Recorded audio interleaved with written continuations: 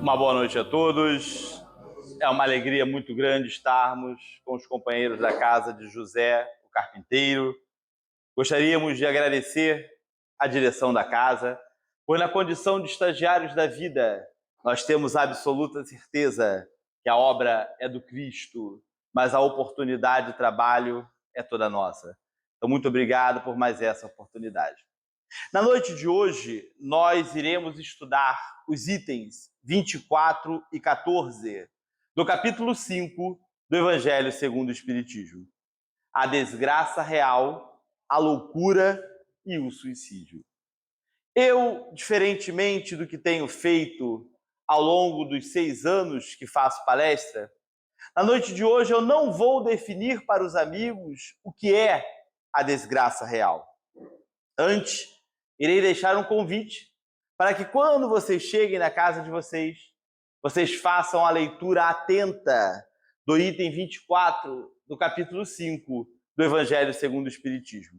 Eu repito, item 24, capítulo 5 do Evangelho segundo o Espiritismo. Ao buscarmos junto ao professor Google o significado da palavra desgraça, Google nos diz que desgraça é o mesmo que o azar, que a desdita, que a infelicidade. O Evangelho segundo o Espiritismo nos diz que todos que estamos na Terra, do trono à palha, em todos os pontos da pirâmide social, todos nós temos um quê de sofrimento. Como nos diz Vanderly, em sua belíssima canção, somos todos presidiários cumprindo sentença. Obviamente que neste momento eu preciso excetuar os nossos irmãos mais velhos, aqueles que vieram à Terra nos ensinar as leis do Senhor da vida através do exemplo, os missionários. Mas tirando os missionários, todos nós outros somos presidiários cumprindo sentença. A verdade é que ninguém está na Terra de férias, de licença-prêmio ou de feriado prolongado. A Terra não é uma colônia de férias, um resort ou um hotel-fazenda. Muito pelo contrário, a Terra é chão de fábrica. A Terra é um local para nós trabalharmos. Isto atinge, inclusive, os nossos irmãos mais velhos, os missionários. Vamos pensar em alguns missionários, como Chico Xavier, Irmã Dulce, Madre Teresa de Calcutá, Mahatma Gandhi e tantos outros. Quanto que esses companheiros trabalharam em prol da sociedade terrena? O Evangelho segundo o Espiritismo nos diz ainda que a lei não nos pune pelo bem que fazemos, tampouco pelo mal que não fazemos. Se somos punidos, é porque fizemos o mal. Mas muitas das situações desagradáveis que nós vivenciamos hoje, nós facilmente encontramos a causa, encontramos a origem nesta existência. Outras não serão possíveis. Eu me permito trazer aos amigos 2 questões muito particulares. Eu, antes da pandemia, 2 anos antes, eu havia conseguido perder 22 quilos. Saí dos meus 98 quilos e fui para os 76. E aí veio a pandemia e toda aquela ansiedade devido ao isolamento necessário da época. Então, para melhor passar o tempo, eu instituí em nossa casa a 4ª e a 6ª sem lei. Na verdade, na época da pandemia, lá em casa, quase todo dia era sem lei. Só tinha lei na segunda, na terça e na quinta. E com isto, eu passei a conhecer todas as hamburguerias e pizzarias do Meia e adjacência. E, obviamente, não só recuperei os 22 quilos que havia perdido, como ganhei mais 4 de lambuja, pesando agora próximo aos 102 quilos. Então fica fácil perceber, considerando que eu tenho 1,74 m, que o meu IMC, o meu índice de massa corpórea, está além do recomendado. Eu estou rechonchudo. Eu não digo mais gordinho, porque no final do ano passado nós tivemos a oportunidade de, com a família, conhecer a nossa vizinha, a Colômbia. E na Colômbia, a Nívia me apresentou um artista muito popular naquele país chamado Fernando Botero. Fernando Botero fazia suas esculturas em metais, obras estas que ficam espalhadas nas praças da cidade da Colômbia. E Botero, ele utilizava como modelo figuras assim como eu, rechonchudas. Então, ao invés de dizer que estou gordinho, agora eu digo que sou um modelo de Botero. É muito mais elegante, vocês não acham? Mas o fato para eu ter me tornado mais uma vez o modelo de Botero é fácil nós encontrarmos a causa. Foram as quartas e as sextas sem leis. Eu reencarnei com uma doença degenerativa chamada retinose pigmentar, que nunca me permitiu enxergar normalmente, tinha baixa visão. Mas tive a satisfação de conhecer o rosto dos meus pais, do meu irmão, da minha esposa e das minhas filhas. O que sou muito grato a Deus, porque muitos companheiros que precisam vivenciar a experiência da cegueira não têm esta mesma oportunidade. E como havia dito, a doença é degenerativa. E ao longo do tempo, eu fui perdendo a pouca visão que tinha. E hoje já não enxergo nem mais a luz do sol, nem a luz da light. E não enxergar esta segunda, a da light, tem me trazido um certo prejuízo na bolsa. Porque as minhas filhas, elas têm a falsa impressão que eu sou sócio da light. Então elas têm o mau hábito de, ao saírem de um ambiente, não apagarem as luzes. E quando eu enxergava um pouco, eu via que a luz estava acesa, ia lá e apagava. Agora eu não enxergo mais, a luz fica acesa e a conta tem vindo cada vez mais cara, mas vamos deixar isso para lá. Eu tenho um único irmão, a quem amo muito, filho do mesmo pai e da mesma mãe, portanto com o mesmo material genético. E o meu irmão, graças a Deus, nesta existência, não precisou vivenciar a experiência da cegueira. Mas os especialistas, os médicos, dizem que minha doença é genética. E meu irmão não a possui. Os meus pais foram investigar os seus parentes mais longínquos. E nem no lado da família de meu pai, como no lado da família de minha mãe, não se encontrou um único deficiente visual.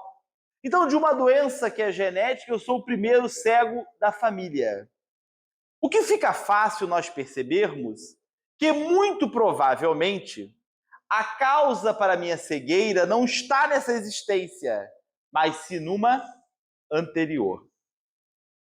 O pai de uns amigos meus desencarnou muito jovem, aos 40 e poucos anos de idade, acometido de uma doença no fígado, que é muito comum em pessoas que fazem o uso abusivo de bebidas alcoólicas.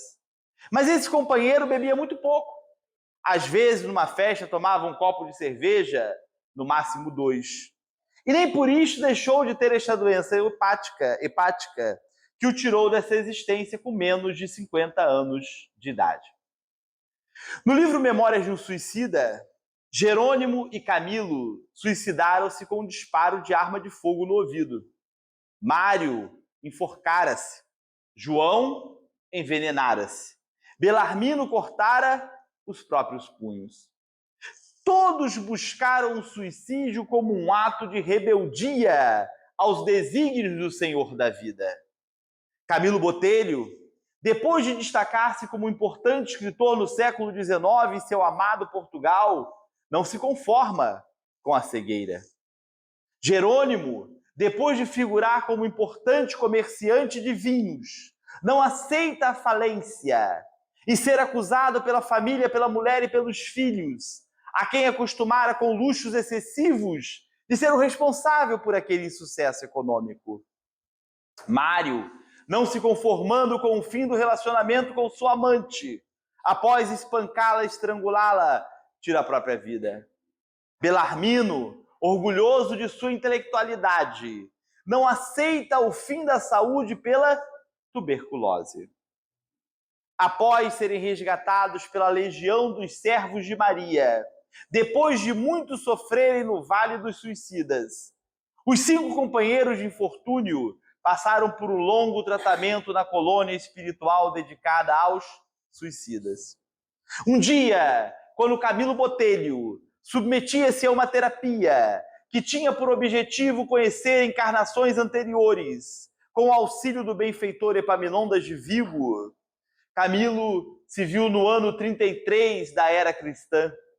Era uma manhã ensolarada na cidade de Jerusalém.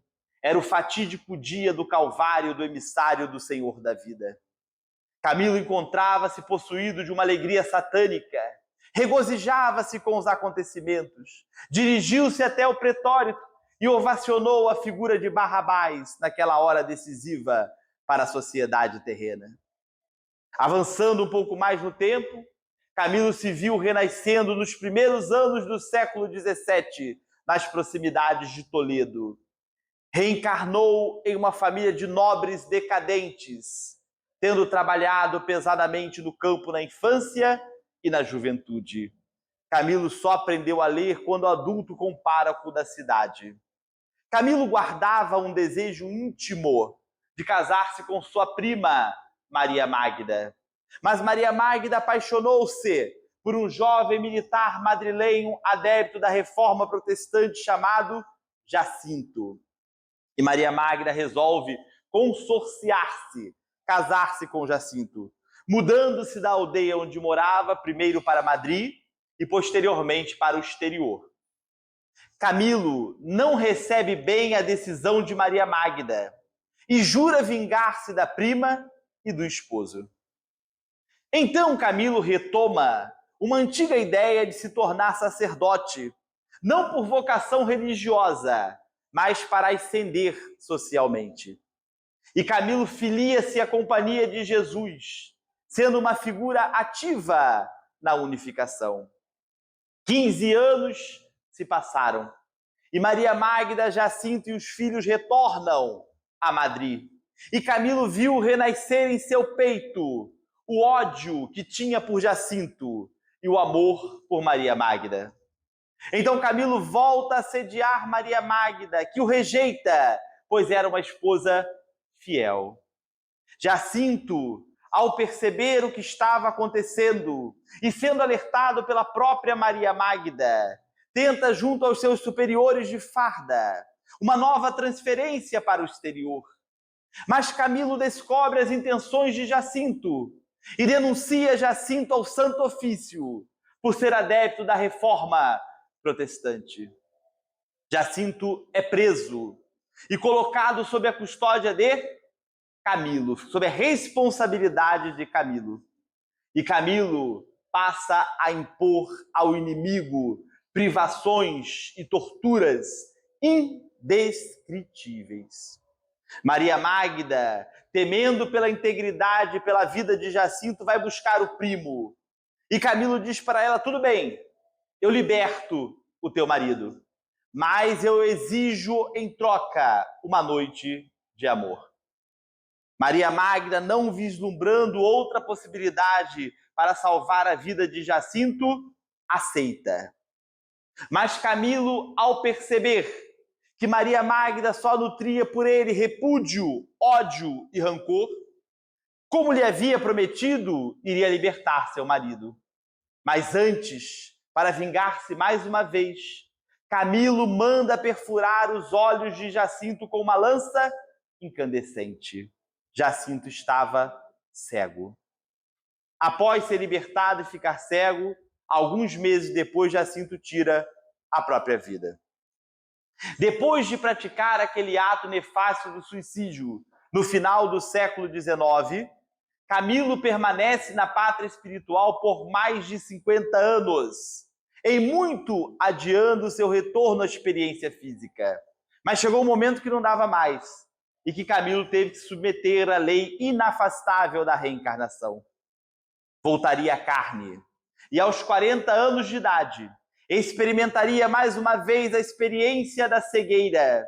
Cegueira esta que duraria por 20 anos, pois Camilo retornaria à pátria espiritual aos 60 anos de idade.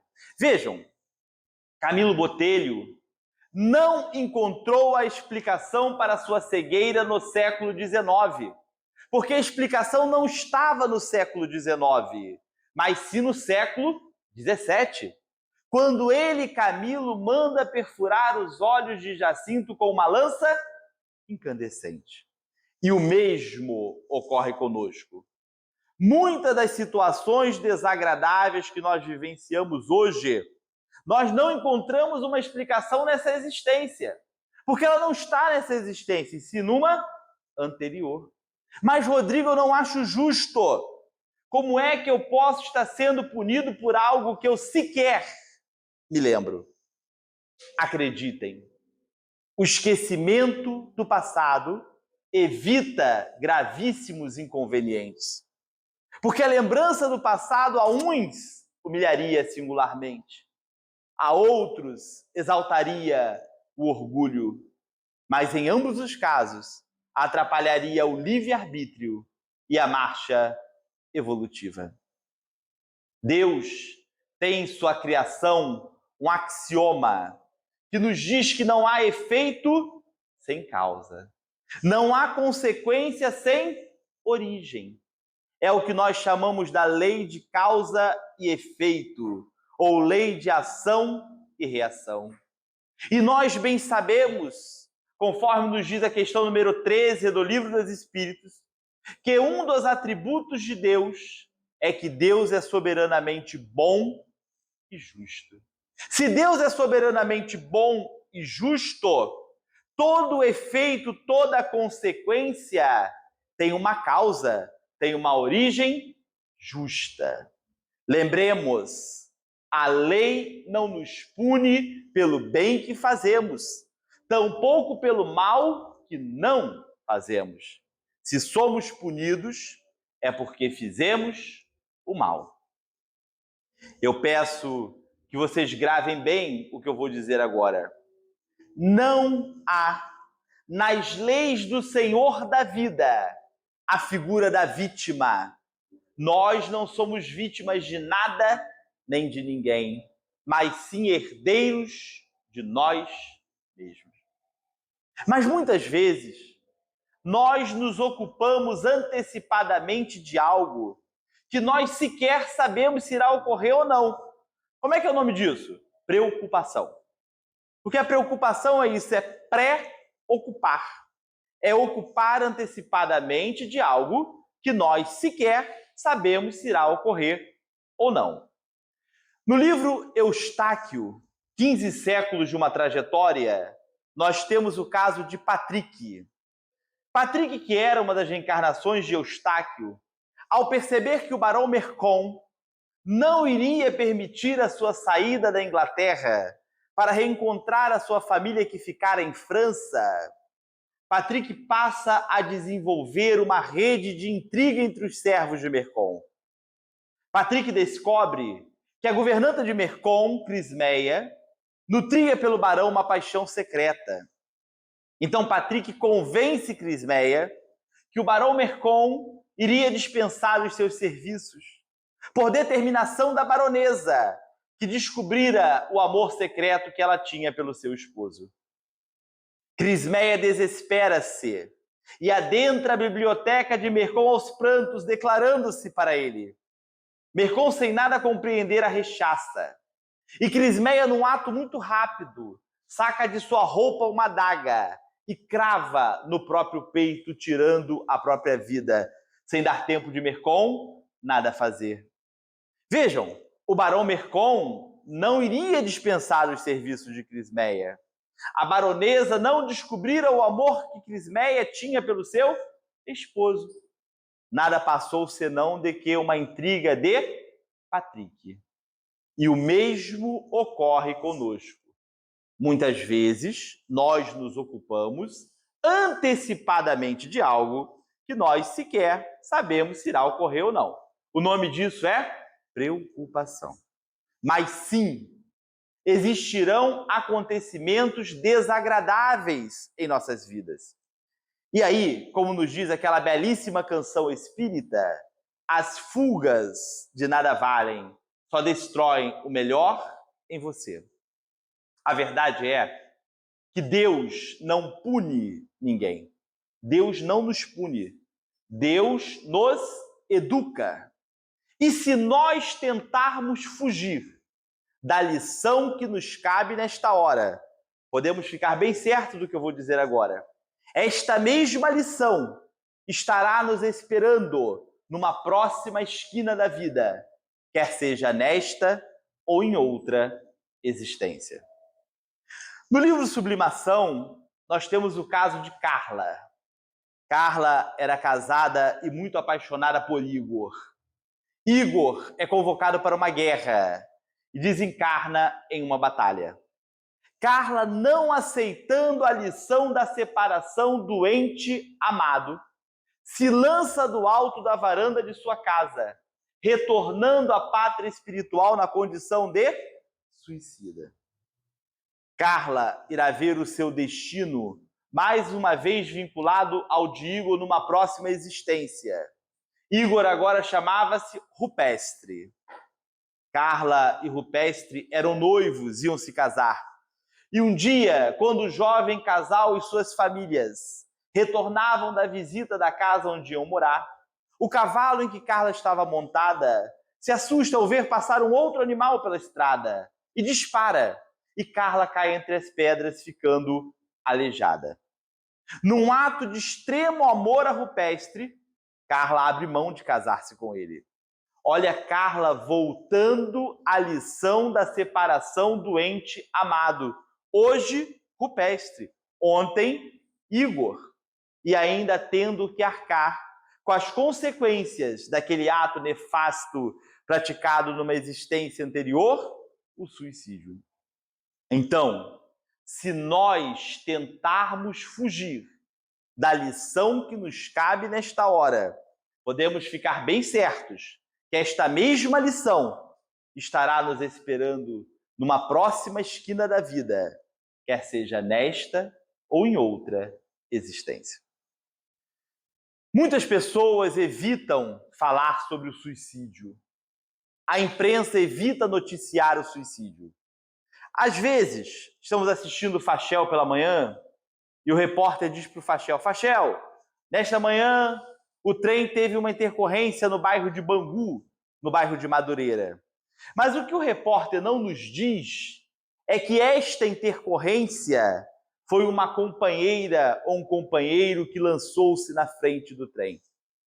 E por que a imprensa evita noticiar o suicídio? Porque há estudos de especialistas que dizem que se o suicídio fosse mais noticiado, isto poderia estimular em outrem a mesma prática. Mas a verdade é que nos dados mais recentes que temos, que são do ano de 2022, somente aqui no Brasil, mais de 16 mil companheiras e companheiros tiraram a própria vida. A doutrina espírita, ao contrário do senso comum, nós não nos furtamos em falar sobre o suicídio. Na noite de hoje, eu já trouxe 3 casos de livros diferentes. O primeiro foi do livro Memórias de um Suicida, que é um clássico nesta temática. O segundo foi do livro Eustáquio, 15 séculos de uma trajetória. E nessa obra, nós não temos apenas o suicídio de Crismeia. O próprio Eustáquio, algum tempo depois, também se suicida. E ainda trouxe o caso de Carla, do livro Sublimação. E, como diz aquele comediante carioca, quem não tem dinheiro conta história, é o meu caso. Eu tenho mais 2 histórias para trazer aos amigos, de livros diferentes, cujo objetivo é mostrar as consequências deste ato nefasto, desse ato impensado do suicídio. Kardec, na questão 944 do Livro dos Espíritos, indaga dos benfeitores da humanidade: pode o homem dispor sobre a própria vida? Resposta dos benfeitores da humanidade: não. O suicídio voluntário é uma transgressão às leis de Deus. Eu repito, questão 944 do Livro dos Espíritos. Pode o homem dispor sobre a própria vida? Resposta: não. O suicídio voluntário é uma transgressão, é um desrespeito às leis de Deus. Na trilogia de Ivone do Amaral Pereira, Nas Voragens do Pecado, O Cavaleiro de Lumière e O Drama da Bretanha, em especial nas duas últimas obras, O Cavaleiro de Lumière e O Drama da Bretanha, nós temos o caso de Henri de Lumière. Henri de Lumière era um militar e um dia, quando realizava uma expedição no exterior, ele encontra sua esposa, Berthe de Somerville, que havia fugido com seu primo e amante, Louis Frederic. Berthe diz ao esposo que estava muito arrependida e que desejava voltar para casa em Lumière. Então Berthe combina com Henri que ele retorne ao cair da noite, pois ela precisava arrumar as malas e dispensar os servos. Mas Berthe de Somerville, mais uma vez, engana Henri de Lumière e foge de novo com seu amante Louis Frederic. Ao cair da noite, quando Henri chega na casa da esposa e encontra a casa fechada, ele logo percebe que fora mais uma vez enganado por Berthe de Somerville. Henri fica inconsolado, desiste da carreira militar e resolve pôr fim à própria vida. Mas antes desejava rever seus pais e volta para Lumière. Depois de visitar os pais, Henri se lança do alto da montanha de sua aldeia, pondo termo àquela existência. Nós vamos encontrar as nossas personagens algum tempo depois no livro O Drama da Bretanha. Andréa de Guzmán era prometida de seu primo Alex de Guzmán, mas também flertava com o irmão gêmeo de Alex, Arthur de Guzmán. Alex e Arthur, embora irmãos, não eram propriamente amigos, pois amavam a mesma mulher. Arthur de Guzmán era o mesmo Henri de Lumière, que em razão do suicídio temia a altura, o que atrapalhava suas pretensões de seguir a carreira militar. Andréa amava tanto Alex como Arthur, embora por Arthur ela tinha um certo repúdio íntimo que ela mesma não conseguia explicar. Um dia, quando Alex, Arthur, Andréa e o irmão de Andréa, Vitor, estavam no segundo andar da casa da família em uma conversação animada, Arthur vê que o gato da família estava preso em uma árvore que ficava de frente para a varanda da casa. Então, Arthur, tentando vencer o pavor que tinha pela altura, levanta-se sem que o irmão e os primos vissem e vai tentar salvar o gato. Mas ao se aproximar do parapeito da varanda, Arthur tem uma vertigem e cai entre as pedras. Todos saem em seu socorro, principalmente Vitor, que era médico. Arthur fica desacordado durante muitos dias e, ao despertar, Arthur de Guzmán estava aleijado. Henri de Lumière estava aleijado. Experimentava na personalidade de Arthur de Guzmán as consequências daquele ato nefasto praticado numa existência anterior, o suicídio. Arthur teve que abrir mão da carreira militar e de qualquer pretensão amorosa que tivesse com Andréa de Guzmán. Então passou ele a ser cuidado pela prima e pelo irmão. Andréa de Guzmán, que era a mesma Berthe de Somerville. Alex de Guzmán, que fora aquele homem que numa existência anterior colaborou para sua infelicidade, Louis Frederic. No livro Entre a Terra e o Céu, nós temos o caso de Júlio. Júlio, ao encontrar a sua esposa Lina e seu amigo Amaro em sua casa em atitude íntima, desespera-se e toma um corrosivo. Mas Júlio é salvo a tempo pelos seus companheiros de farda. E ao se recuperar, Júlio, não suportando os padecimentos morais e físicos, se lança nas águas do rio Paraguai, pondo termo àquela existência. Depois de muito sofrer na pátria espiritual, Júlio reencarna como segundo filho de Amaro. Mas nesta oportunidade, Júlio desencarnou ainda menino aqui no mar do Rio de Janeiro, pois a sua madrasta Zumira não lhe dedicou atenção devida e ele se afogou. No íntimo, Zumira queria livrar-se de Júlio, pois sentia muito ciúme da relação de Júlio e Amaro. Mas Júlio precisava voltar mais uma vez à experiência física para purgar os débitos contraídos no Paraguai. E agora renasce como filho de Amaro e Zumira, sendo até mesmo uma oportunidade para Zumira reparar o erro que havia cometido com ele quando o deixou se afogar. Júlio reencarnou com a grave doença na garganta, desencarnando em tenra idade, quando começava a balbuciar as primeiras palavras. Só então, Júlio habilitou-se para uma nova encarnação, com possibilidade de seguir adiante, reencarnando mais uma vez como filho de Amaro e Zumira. Este ato nefasto, este ato impensado do suicídio, traz consequências gravíssimas, que nós bem sabemos que não são as mesmas para todos que o praticam. Questão 957 do Livro dos Espíritos. Mas consequências estas que podem durar por muitos anos, quiçá séculos. Kardec, na questão 943 do Livro dos Espíritos, indaga dos benfeitores da humanidade. Por que nós vemos em alguns indivíduos um desgosto pela vida sem uma razão plausível? Resposta dos benfeitores da humanidade: é efeito da ociosidade e da falta de fé.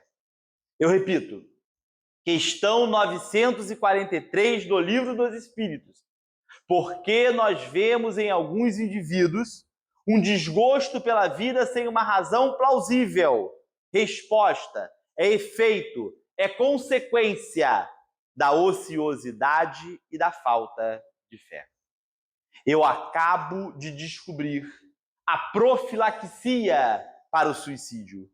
Como evitar o suicídio? Mas podem ficar tranquilos, eu não vou patentear. Todos poderão utilizar. A profilaxia para o suicídio é o trabalho e a fé em Deus. Principalmente o trabalho no bem. Jerônimo Mendonça, o gigante deitado, quando foi buscar o seu amigo Chico Xavier, porque estava muito chateado por problemas de saúde, Chico diz para o amigo: Jerônimo, quem não trabalha, dá trabalho. Esta é a escolha que nos cabe nesta hora. Ou nós iremos trabalhar no bem, ou nós iremos dar trabalho aos outros. Isto é uma escolha de cada um de nós. O carpinteiro de Nazaré, em seu evangelho, nos sinaliza a importância do trabalho. Está lá em João 5,17. Meu pai trabalha até agora e eu trabalho também. Então, neste momento, eu me permito indagar dos amigos o que estamos esperando para nos empregarmos nesta firma, cujo CEO é Jesus, chamada Seara do Bem. E as casas espíritas, como a nossa casa, querido de José, o carpinteiro, são verdadeiras frentes de trabalho. Quanto trabalho nós temos numa casa espírita? Nós temos o trabalho da recepção, do bazar, do atendimento fraterno.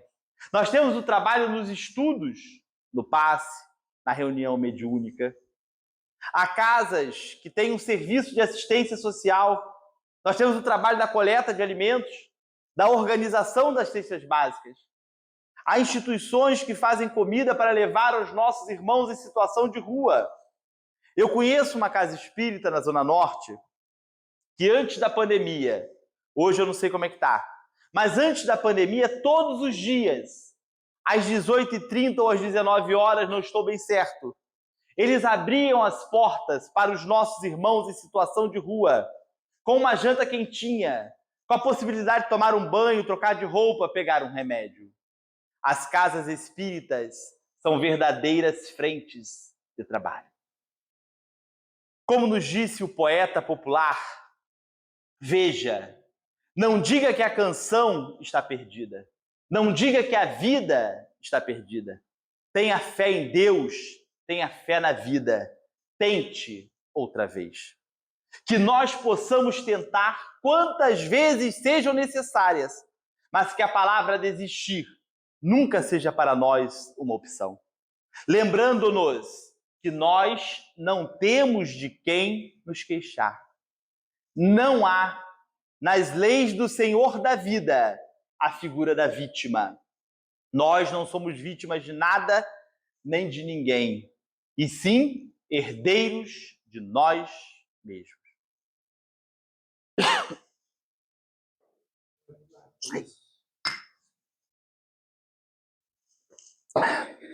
Eu tenho uma grande dificuldade em guardar segredo. Às vezes alguém quer me contar um segredo, fazer uma surpresa para outra pessoa, eu falo, olha, por favor, não me conte, porque eu não me aguento. Se eu não consigo nem guardar dinheiro que me faz falta, quanto mais segredo. Então, eu não conseguiria encerrar a palestra da noite de hoje sem antes dar aos amigos um spoiler do que é a desgraça real. Mas, de toda forma, o convite está feito para que quando vocês cheguem nas suas casas, vocês façam a leitura atenta do item 24 do capítulo 5 do Evangelho segundo o Espiritismo. Nos dizem os benfeitores da humanidade, a desgraça real é a alegria, o prazer, o tumulto que nos entorpece e que nos cega. E não um acontecimento desagradável, porém temporário, aqui da Terra. Que nós possamos pegar os nossos arados e seguirmos felizes a nossa tarefa, amando, trabalhando, semeando e esperando que dias melhores só dependem de cada um de nós. Muito obrigado pela caridade de terem me ouvido na noite de hoje. Muita luz, muita paz a todos. Eu mais uma vez agradeço sinceramente a direção da Casa de José o Carpinteiro por mais esta oportunidade. Meu muito obrigado, uma boa noite e até breve.